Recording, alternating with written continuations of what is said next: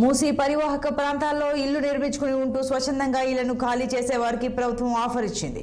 Double bedroom ఇంటితో పాటు 25,000 పారితోషికంగా ప్రభుత్వం ఇస్తుందని హైదరాబాద్ రంగారెడ్డి జిల్లాల కలెక్టర్లు తెలిపారు. ప్రస్తుతం ఉండే ఇంటిని ఖాళీ చేసి వెళ్లేందుకు అవసరాల నిమిత్తం 25,000 ఇస్తామని ప్రకటించారు.